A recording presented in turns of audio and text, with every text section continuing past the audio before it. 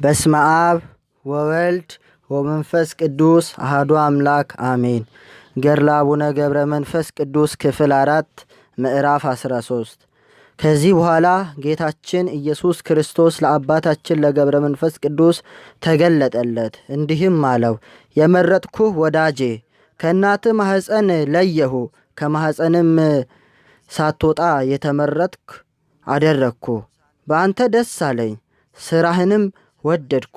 አንተ ሞትን ጠላ፣ ሕይወትን መረጥክ። ራስህን ለጽድቅ አስገዛ፣ ቅድስናን አፈራ። ስለ ስሜ ብዙ ደከምክ፣ በረሃብ በጥም በብርድ በመራቆት በላብ በድካም ብዙ ገድል ተጋደልክ። አሁንም በእኔ በባሕሪ አባቴ በመንፈስ ቅዱስ ዘንድ ዋጋህ እጅግ ብዙ ነው።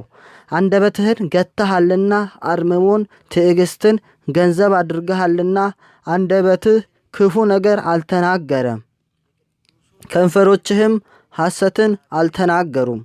ጸሎትን፣ መዝሙርን፣ ምስጋናን፣ የቅድስናን አገልግሎት አዘወተርክ። ስለዚህም ጽድቅ ሆኖ ተቆጠረልህ። ጽና፣ በርታ፣ ተጋድሎህን ፈጽም። እኔ ከአንተ ጋር ነኝ ለዘላለሙ።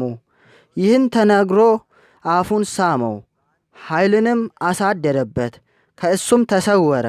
ከዚህ በኋላ የሚያበረታታው መልአክ ተገለጠለት፣ ወደ ብሩህ ዓለም አወጣው።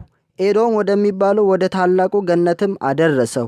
ሕንፃዋ ያማረ ቤተ መንግሥትም አሳየው።